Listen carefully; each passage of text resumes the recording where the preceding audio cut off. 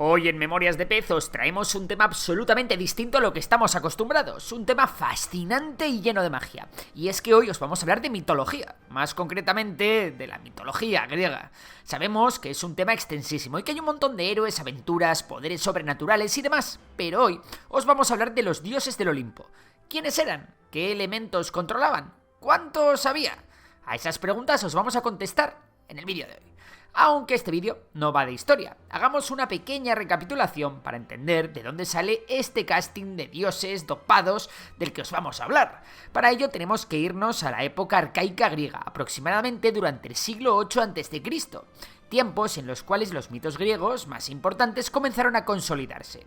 Y es que, aunque las primeras civilizaciones que poblaron las tierras del mar Egeo transmitieron sus creencias en forma de tradición oral, sería en este periodo que os comentamos cuando los poetas de la época se encargaron de recoger estos relatos en las grandes obras, la Ilíada y la Odisea en el caso de Homero, y la Teogonía en el caso de Hesíodo. Según estos mitos, después de la creación del mundo, un grupo de dioses integrados por el gran Zeus y sus hermanos fueron capaces de derrotar a los titanes, que básicamente eran un grupo de otros 12 dioses antiguos relacionados con conceptos muy primordiales como el océano, Cronos, el tiempo, Urano, el cielo o Gea, la tierra.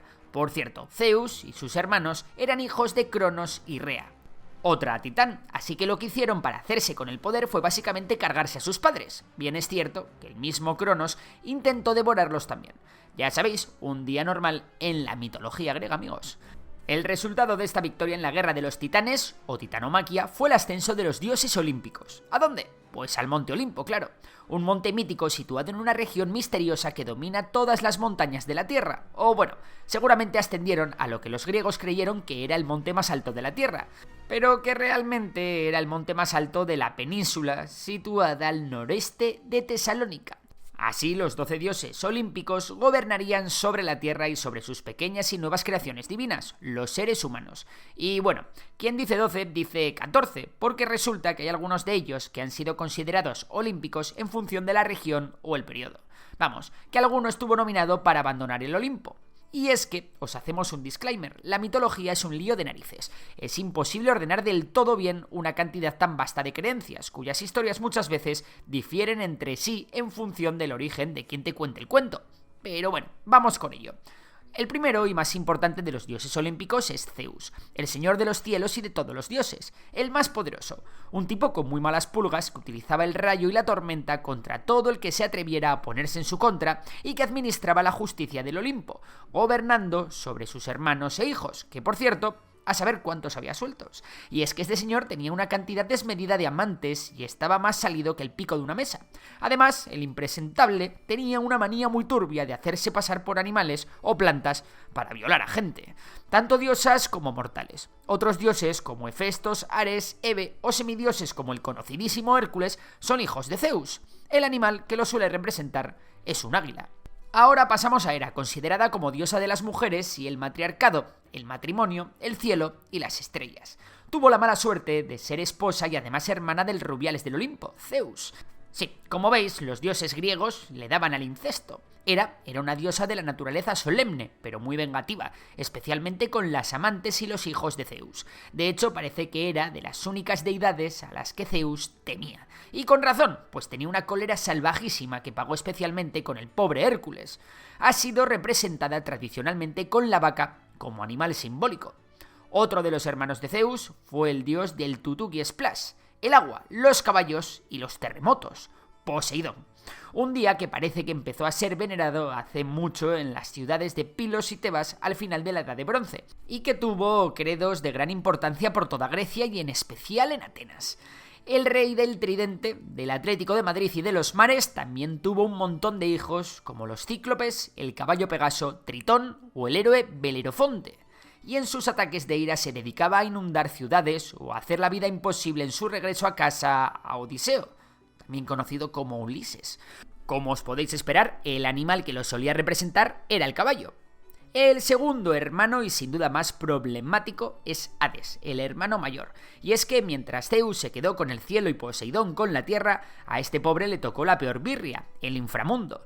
Descrito por Hesíodo como carente de piedad, monstruoso y detestable, Hades era el dios de los muertos. Eso sí, parece que las connotaciones modernas lo han difamado un poco y realmente, como dios en sus tiempos, tenía un carácter más equilibrado. Se dice que tras atravesar la laguna del Estigia, con el barquero Caronte, este señor, al lado de su perrito de 3 cabezas Cerbero, decidía el destino de tu alma. Un poco como el San Pedro de los cristianos, se le ha asociado con muchos animales, como la cabra negra o la serpiente. Y ahora vamos con la diosa de la agricultura y portadora de las estaciones, la diosa Deméter, hermana mayor de Zeus y también hermana de los otros dos que os hemos mencionado. El culto a esta diosa se basa en temas como la muerte, el crecimiento y la resurrección, y su mito más importante tiene que ver con su hija Perséfone, cuyo padre era Zeus. What a surprise.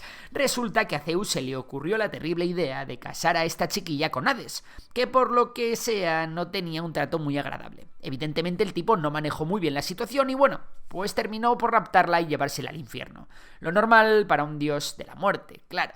La pobre madre se pasó la eternidad buscando a su hija por el inframundo y finalmente el trato que Zeus propuso fue que los inviernos se quedase con Hades y en primavera volviese con su madre. Y así surgieron las estaciones. Se la representa con una hoz de oro y una espiga de trigo. Y ahora llegamos a la diosa Hestia, la última de los 6 dioses, junto con todos los que os hemos mencionado, que forma parte de los 6 hermanos que se enfrentaron a los titanes.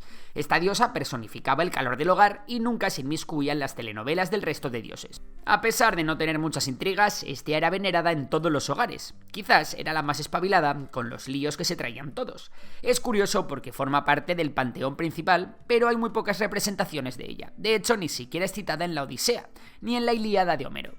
El siguiente que os vamos a contar es uno que tristemente ha protagonizado muchos de los vídeos de Memorias de Pez, Ares, el dios de la guerra. Ares es hijo de Hera y Zeus y tiene un carácter agresivo y violento. Como no podría ser de otra forma, era el dios de la virilidad masculina. Se le relaciona frecuentemente con Afrodita, la diosa del amor, quien era su amante, y se le representa con una armadura, una antorcha y un carruaje tirado por caballos con bridas de oro. A pesar de ser el dios de la guerra, poco pudo hacer para vencer al semidios Hércules, un tema que le dejó como un auténtico pringado. El culto a Ares no era de los más comunes, pero había varios lugares con templos dedicados a él. Y como os podéis imaginar, Ares era un dios muy estimado en la beligerante Esparta. Por su parte, Afrodita, la diosa del amor, la fertilidad y la belleza, era adorada por hombres y mujeres y honrada como protectora de los navegantes del océano, además de las cortesanas y prostitutas. Había varias versiones en la mitología sobre su nacimiento. Una de ellas es que Cronos castró a su propio padre, Urano, tiró los huevetes al mar y después nació ella. En otras versiones es hija de Zeus. La verdad es que aunque es muy gore, la primera historia mola más, ¿no? Como os podéis imaginar, Afrodita vivía en una canción de reggaetón. Tenía 1000 amantes y aunque estaba casada con Hefesto, el dios de la fragua, lo cierto es que no le hizo mucho caso. El tipo llevaba un casco con cuernos, para que nos entendamos. Se le suele representar semidesnuda, con un espejo o una manzana y sin duda ha sido la diosa que más obras artísticas ha inspirado. Hefesto no era tan bello como ella, era el dios del metal, del fuego y de los artesanos, además de herrero de los dioses, para lo que contaba con una fragua bajo el volcán del monte Etna en Sicilia. Que si el cetro de Zeus, el casco de Hermes, todo se supone que lo hizo él. Era muy habilidoso, pero además de feo, el pobre era cojo, así que su matrimonio con Afrodita se tomó como algo inesperado. El tío acabó pillándola con Ares en la cama y montó un Cristo de narices avisando al resto de dioses para que vieran el espectáculo. Por supuesto, siempre se le representa con un martillo. Y ahora llega la gran Atenea, una de las más importantes e influyentes de todo el panteón. Ella era la diosa de la sabiduría, de los oficios y de la guerra, pero no guerra en plan violenta como Ares, sino más bien de la estrategia y el ingenio. Se dice que nació de la cabeza del mismísimo Zeus, para lo que Festo le tuvo que meter primero un hachazo. Atenea es considerada, generalmente, como la hija preferida de Zeus y además está estrechamente relacionada con la ciudad de Atenas, siendo su patrona. El Partenón de la Acrópolis se construyó en su honor, pero es que resulta que también fue patrona de Esparta y fundadora de Tebas. Vamos, que era la prota de las protas. Atenea siempre ayudó a los grandes héroes como Odiseo, Hércules, Perseo o Aquiles. Se la representaba con el búho, la lanza y el escudo. y un casco adornado con esfinges. Por cierto, Atenea no tenía amores conocidos. Si algún dios desprevenido intentaba ponerle la mano encima, pobre de él. Otro dios que parecía ser bastante crack y al que los griegos le dedicaron un buen culto fue Apolo, dios de la perfección, las artes, el arco, la verdad y la luz. Además de la curación, la armonía y la protección contra el mal. Vamos, que era Mr. Perfecto, este dios. Apolo era el símbolo de los artistas y líder de las musas, además de patrón del oráculo más famoso de todos, el de Delfos. Tuvo muchos amores, tanto mujeres como hombres, y generalmente se tiene una visión positiva de él, aunque como todo dios también las liaba parda cuando quería. Apolo siempre representado como hermoso con un carcaj y una lira. Artemisa fue la hermana melliza de Apolo y representa la caza y la naturaleza. Al igual que su hermano Apolo, es hija de Zeus y era la protectora de las niñas y mujeres jóvenes, además de los partos. Su templo de Artemisa en Éfeso fue una de las 7 maravillas del mundo antiguo. Parece que tenía un carácter bastante fuerte y que en algunos sitios también era considerada como una diosa guerrera. Siempre se la ha representado con su arco y acompañada de un ciervo con una piel de felino. Ahora os traemos a Hermes, el dios de Amazon, considerado como el mensajero, el dios de las fronteras y de los viajeros, además del comercio. Se cree que es un dios elocuente y gracioso, suertudo y con facilidad para el engaño, básicamente un chico popular. Junto con Apolo fue patrón de la juventud y de los gimnasios, pero también de las matemáticas y la escritura, y de los oradores y filósofos. Vamos, parece el típico con el que te tomarías un vinito en un bar, pero no. Porque si hay uno con el que te podrías tomar un vino, ese es Dioniso, que para eso es el dios del vino, además de la diversión, el teatro y de la locura. Dioniso era el rey de la fiesta y sin duda era el más particular de todos. Se lo representa muchas veces con un grupo de sátiros y, como no, con una copita y con la vid. Además, parece que es un dios extranjero, cuyo culto procedía de regiones más orientales a la Grecia de aquel entonces. Y bueno, ya os hemos hablado de los 14 dioses que forman el panteón, exceptuando a Afrodita y a los hermanos de Zeus. Todos los que os hemos mencionado son hijos del último. Pero como os hemos dicho, solo puede haber 12, y no todos han permanecido siempre como titulares en el equipo. Así que veamos quiénes son los que nunca se han ido al banquillo. Evidentemente Zeus, también Atenea, Apolo, Hera, Poseidón, Hermes, Ares, Hefesto y Artemisa. Por otra parte, Hestia, Demeter, Dioniso y Hades han sido dioses variables. Incluso a veces se ha incluido en el panteón a dioses como Perséfone, la hija de Demeter, Asclepio, dios de la medicina, o incluso al mismísimo Hércules, que no era realmente un dios. Ya veis, la telenovela que os hemos contado, ¿no? Esperamos que os haya gustado este vídeo y si os interesa alguno más sobre mitología, ponérmelo en los comentarios. Por lo demás, si te ha gustado el vídeo, ya sabes que puedes darle a like, suscribirte y seguir a Memorias de Tiburón, mi canal sobre economía y finanzas, y a Memorias de Dolly, en el que hablamos de ciencia. Por lo demás, un saludo y hasta la próxima.